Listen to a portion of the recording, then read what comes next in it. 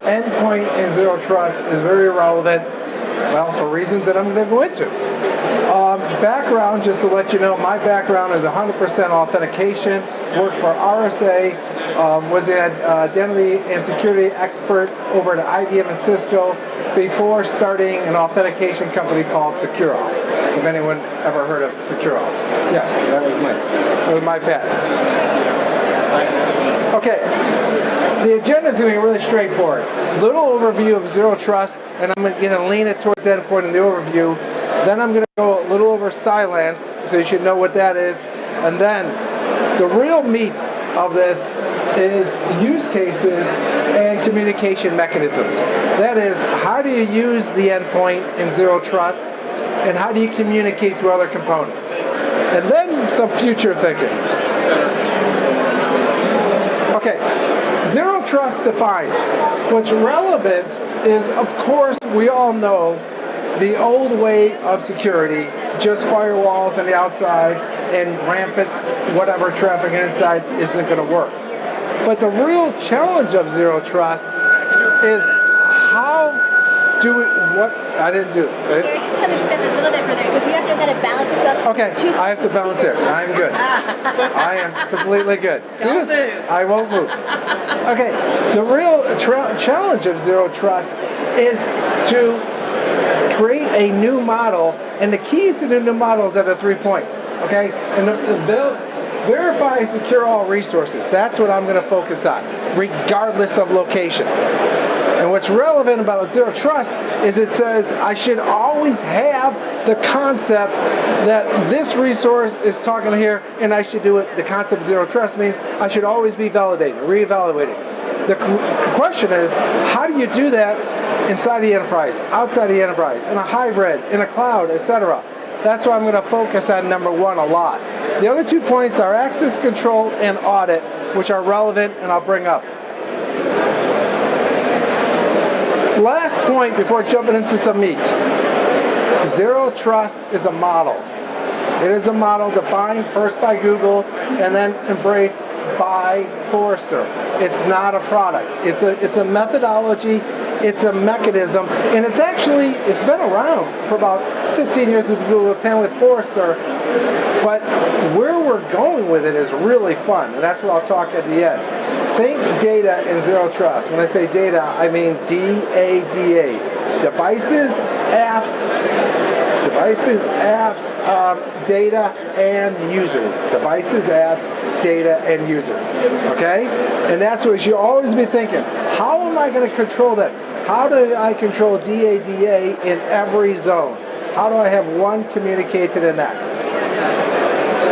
The key points that I'll be talking about is security detection through automation and analytics, and getting rid of perimeter.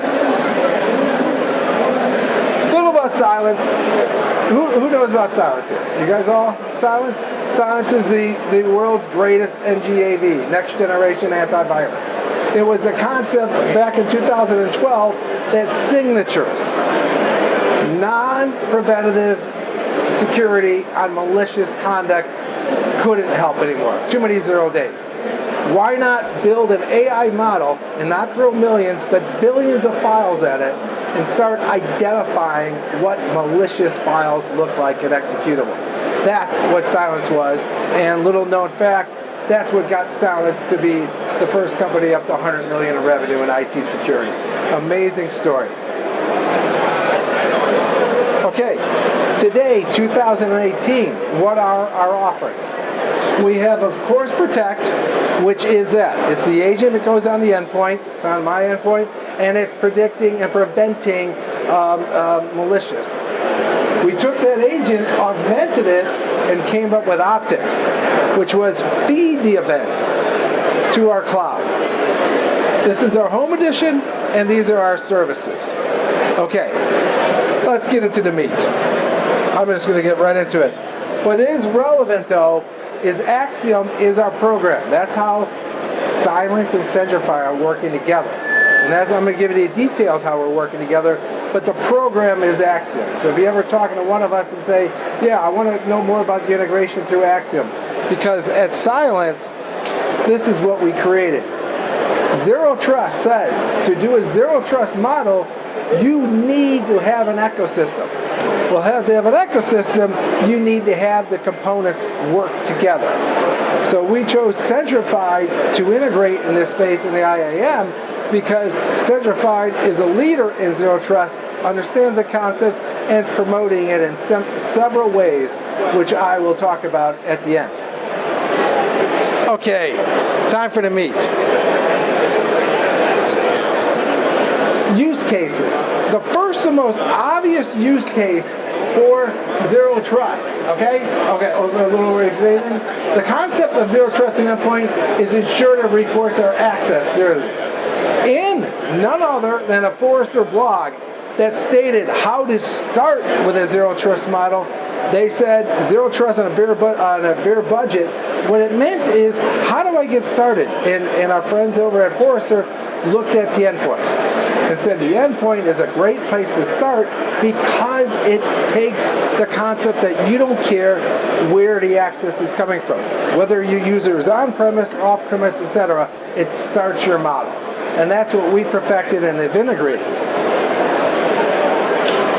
Access control. Access control is a key part of Zero Trust. Access control is the concept that you can't implement and forget for Zero Trust. It's against that. What I mean by that is, it says, oh, I put this on the inside of the firewall, I'm good to go.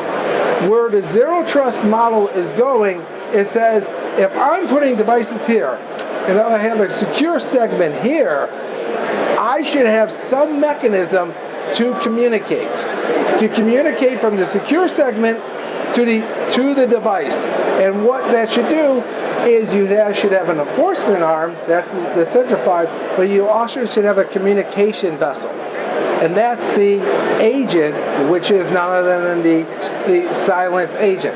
And we're able to feedback that we exist, and we're able to give a device scoring. Device scoring, remember data, D-A-D-A. Device, apps, data, and users, right? A lot about device here. So the agent itself says I exist to the model, and then says I exist with this type of security. I like this one at the delay emergency patching. In a Zero Trust model, the concept is know your environment. They talk a little about segmentation. What's relevant to this is with the Cylance product through a central console, you can understand where the NGAV of Cylance is deployed, and then you can say, okay, this new threat's coming on, I don't have Cylance here, I can deploy to these others. I was just had dinner with a enterprise that had 32,000 devices, and they're rolling us as fast as it can across those 32,000, but this makes sense to them a lot. The next one are for you guys who are looking at IOCs. So you get some type of hash that says this is your attack. With the latest 2018 of Protect, what you can do with Cylance, you can not only know that we're preventing it, but you can see where those hacks are going and where they've tried to been implemented on what devices. So Zero Trust is about not only securing, but collecting the information, and that's the third point, and logging and reporting. The Zero Trust model is really big on components not only doing their job, but communicating to others what they're doing. And that's the top point there, okay? So not only can we stop hashes, we can communicate to other devices and other systems that these are the malicious files and malicious services we found through this hash mechanism. And that's through a mechanism, our REST APIs. So remember in the Zero Trust model, anytime you look at any product, you should see how they fit in and how they communicate. The last point here is we're going to go into is process scanning. We are capable of process scanning, and the next one does a better list of it. It's a continual process for us. We're continually understanding the events, activities on that device. Whether there's scripts, whether it's our AQT, our auto quarantine, this is a new feature in our optics product, which is not only are we understanding whether the file is anomalous and malicious, but actually a set of events can be malicious. Okay. Last thing to look at when you're looking at a zero trust is look at how the components are communicating. Zero trust, there is really only one full zero trust system in Google. What they did is they did everything through Google Apps, so it's not realistic. So in your world, what you have to do is get the components and then understand how these components are going to talk to each other. Cylance has worked on this extensively. The first one, which we communicate all the time through, is through the agent itself, through the Windows API, is communicating. And this comes up a lot when I'm talking to other vendors about zero trust, is our agent can say, yes, I'm installed, yes, I have an AQT, yes, this is a hashes, etc. Of course, we're communicating through syslog, but there's two other ways. We have reporting now. It's been greatly improved in our cloud services. That is the collation of all the events going on, and then you can push down these reports to your other models. Lastly, proactively, which is what I'm seeing vendors like Centrify who want to work in a zero trust model, is talking to our central console through the REST API and then dialoguing to the other machines. Okay, I'm going to wrap this up in a bit, but... Travis, do you mind checking off your mic so I can... How are we doing? Is that better? Questions? Does anybody have any questions they want to ask? I'm going to do this slide and then the last, and I'm going to take the questions. Oh. Okay? So, how this fits in with Centrify, and I'm talking more about lately, is SSO. And I have to say, don't try zero trust without SSO. Because having spent 20 years of my life deploying apps, it's impossible to silo authentication to every app. The best way is to do a centralized authentication, and then you have your centralized control point, and then you can do all your RBAC around that. Okay? That's how you do your SSO, then you do your authentication, and then you can add the cool stuff like contextual. And let me leave you with this last thought. This is where I started my career at RSA, implementing hard tokens. Then I created a company called SecureAuth, where I did all this BOID, different types of authentication. I really like the work being done by Centrify and the other about contextual. And then we have to start thinking, where do we go from here? Where do we go to contextual? And I think it's going to be the zero trust model, right? The zero trust model, but remember there were 4 components: data, app, devices, and users, and tying in users into the zero trust model. Okay, thank you for your time.